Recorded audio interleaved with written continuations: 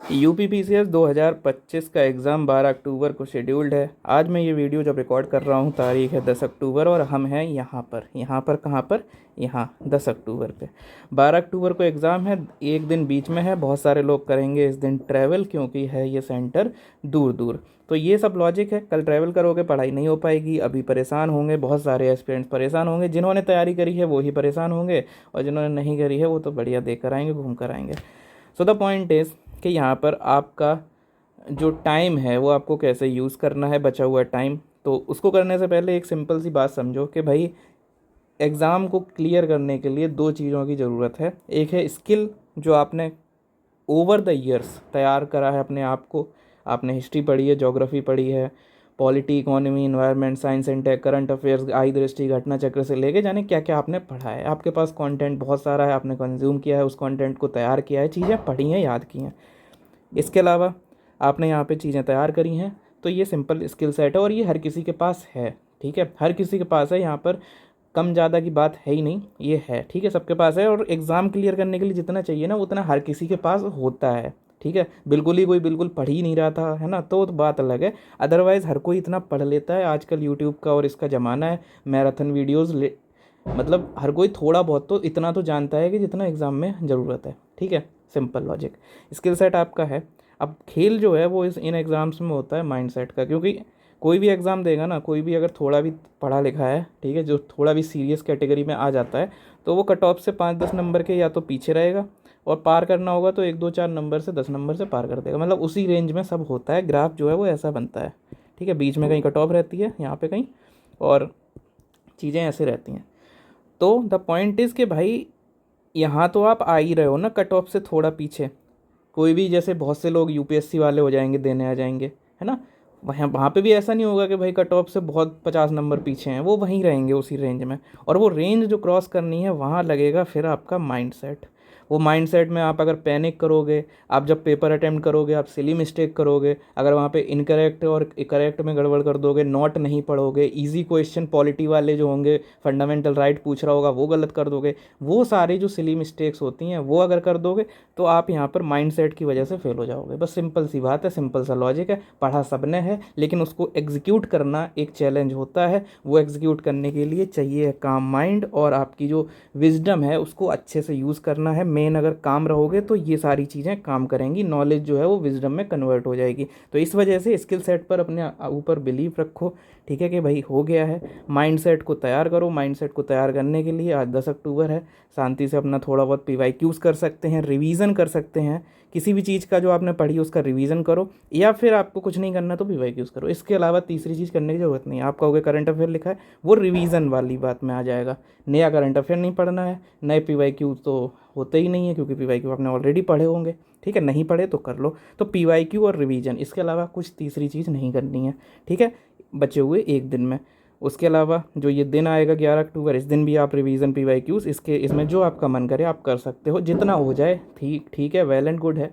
बहुत ज़्यादा टेंशन नहीं लेनी कि ये बाकी है वो बाकी है। अभी पॉजिटिव माइंडसेट में ये सोचो कि भाई 10 चीज़ें ठीक है आपने नहीं करी मान लो, लेकिन 90 चीज़ें करी हैं ना, तो उन करी वाली पे ध्यान दो, है ना, या उस पर दिमाग लगाओ कि भाई ठीक है आपने ये पढ़ा है, कुछ नहीं समझ आ रहा, दिमाग में बस आंखें बंद करो, सोचो कि भाई पॉलिटी में ठीक है आर्टिकल 1 से 4 है, फिर 5 से 11 है, ये वाला पार्ट है, ये वाला शेड्यूल, आपने देखो कितना सारा पढ़ा है। जस्ट उसको दिमाग में सोचोगे तो यू विल फाइंड कि हाँ आपने पढ़ा तो है, तो आप पॉजिटिव रहोगे। बस पॉजिटिव रहने वाला खेल है सारा आप।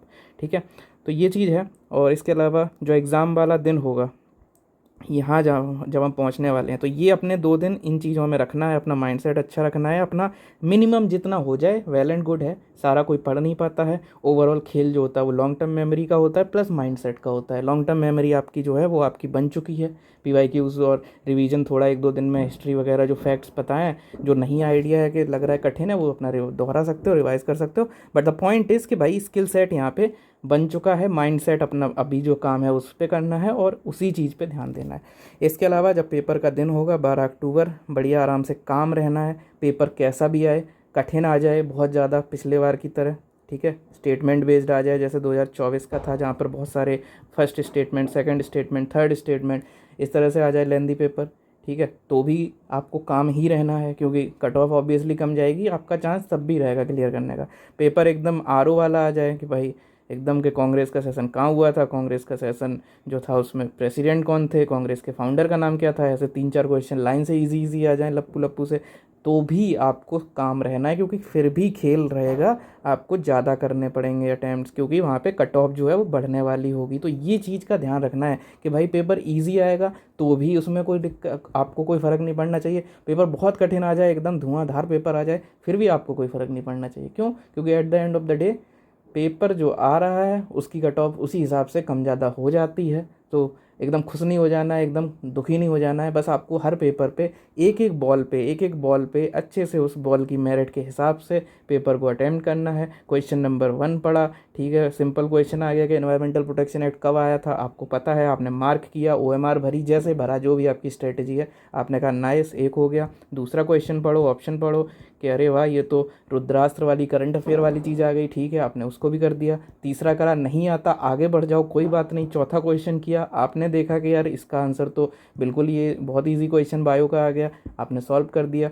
ऐसे करते जाओ, बिल्कुल वहाँ पे आपको क्वेश्चंस मिलेंगे जहाँ पे आप अगर काम रहेंगे तो आप कट ऑफ आराम से, जो 100 नेट क्वेश्चन आप टारगेट करते हो या 90-95 जो भी करते हो, तो 100 क्वेश्चंस वहाँ पे इजी होते ही होते हैं।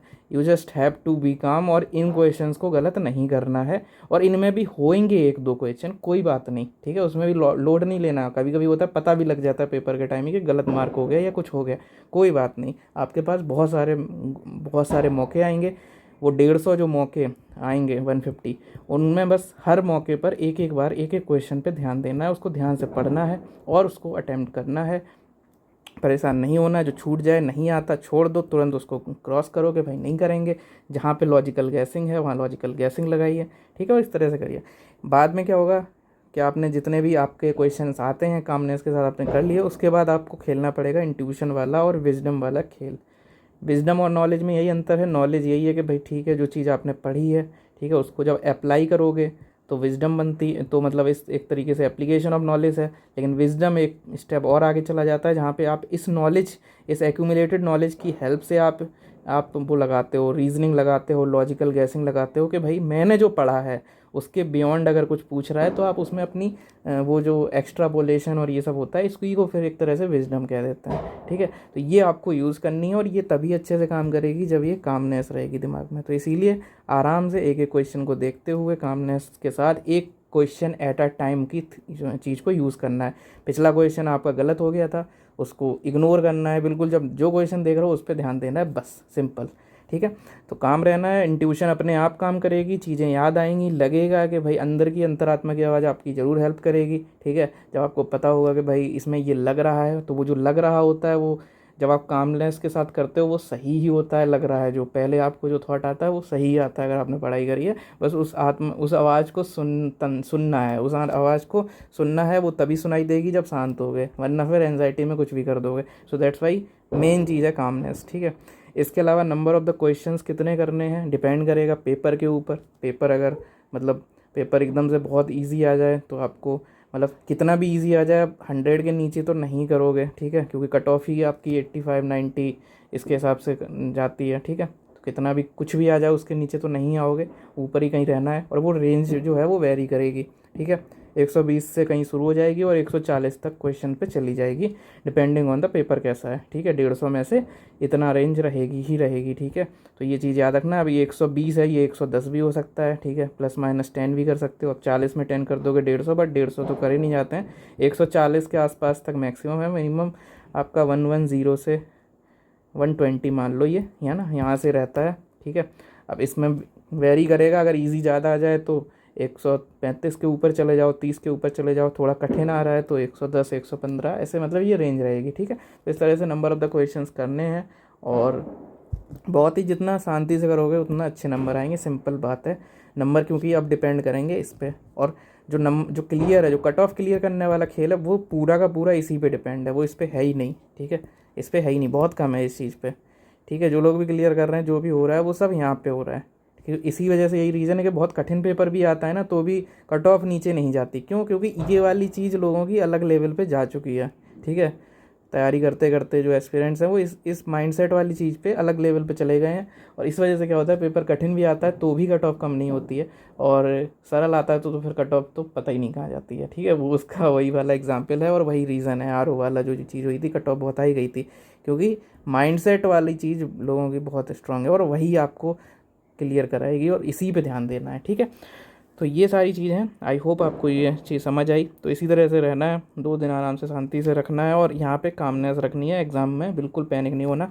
और पेपर डे पर जो गैप होगा CSAT वाला, तो CSAT को सीरियसली लेना है, CSAT को सीरियसली लेना है। CSAT में जो S है वो सीरियस होने का एक निशानी है। ठीक है, इस दिन आपको जो गैप होगा उसमें आप इंग्लिश के कॉम्प्रहेंशन और हिंदी का जो भी कंटेंट है वो देख सकते हो, मैथ्स के फार्मूला और ये सब चीज़ें। ठीक है, बाकी आपको बिल्कुल पॉजिटिव रहना है, आपने पढ़ा है, मेहनत करी है, चीज़ें आपके फेवर में जाएंगी, बस शांत रहना। कामनेस, इसकी अगर थीम यहाँ लिखनी है, सबसे इम्पॉर्टेंट चीज़ है बी काम इन द एग्जामिनेशन हॉल, और आपका एग्ज़ाम ज़रूर ही क्लियर होगा। बस पॉजिटिव रहना है और कर देना है। ठीक है, all the best for the exam. I hope बहुत अच्छे से आप इस एग्ज़ाम को देंगे, शांति से दीजिएगा, ज़रूर होगा, और ऑल द बेस्ट।